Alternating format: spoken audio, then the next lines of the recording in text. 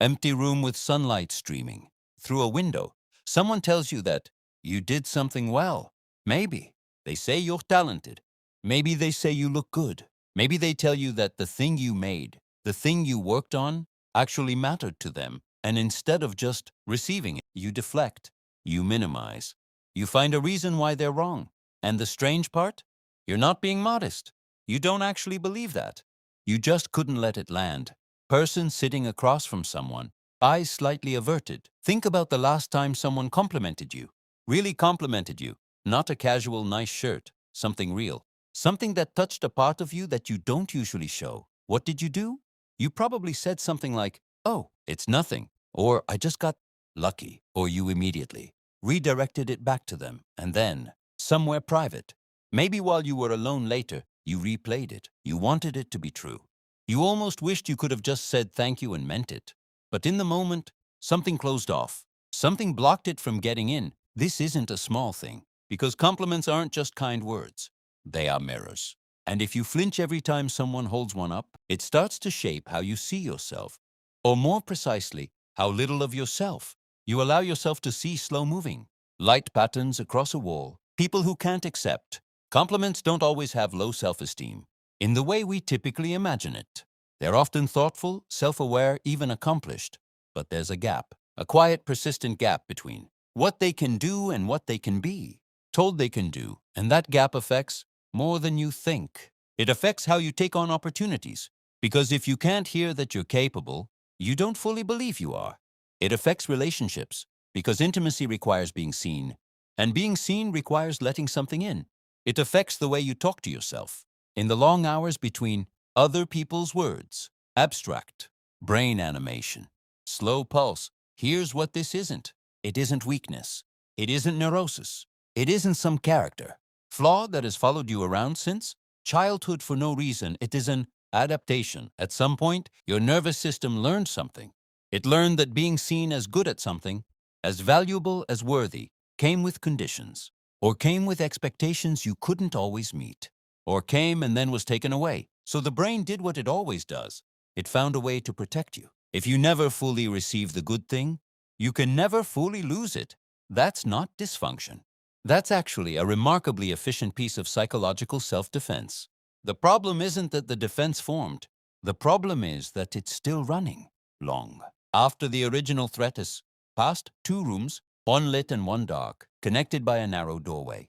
Here's what's actually happening in your brain when a compliment arrives.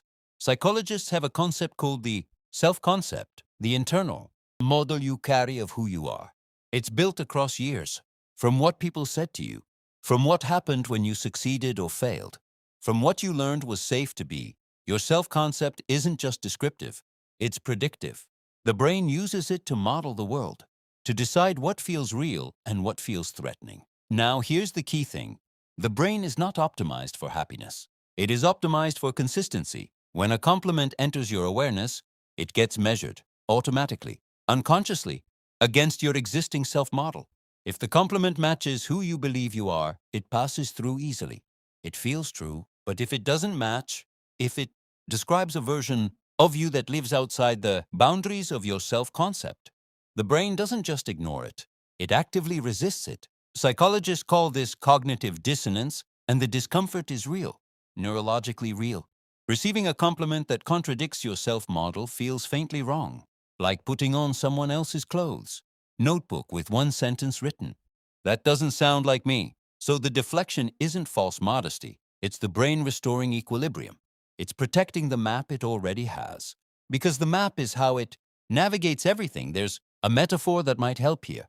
Think of your self-concept as a container, a shape. Compliments that fit the shape pour in smoothly. Compliments that don't just overflow. They feel alien, like they belong to someone else. And so you hand them back. The question isn't whether you deserved the compliment. You probably did. The question is whether your container has the shape to hold it. Person walking slowly through a quiet space. So how do you actually change this? Not with affirmations, not with forced positivity, but in a way that the brain can genuinely work with. Step 1. Pause before you deflect.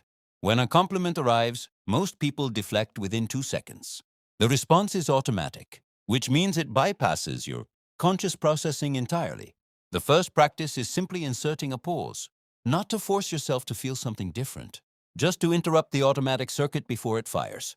In the brain, this activates the prefrontal cortex, the region responsible for deliberate choice, and gives it a chance to participate in what's usually a reflexive response. In practice, this looks like taking one breath before you speak. Just one. That breath is not small. That breath is the difference between reacting and choosing. Step 2. Say thank you before you think about whether it's true. This sounds almost too simple, but it has real behavioral grounding. Behavior shapes belief just as much as belief shapes behavior. This is one of the oldest and most replicated findings in cognitive psychology.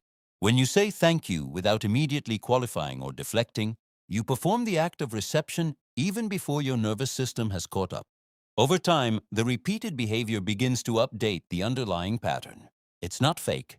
It's practicing a new motor habit for the mind.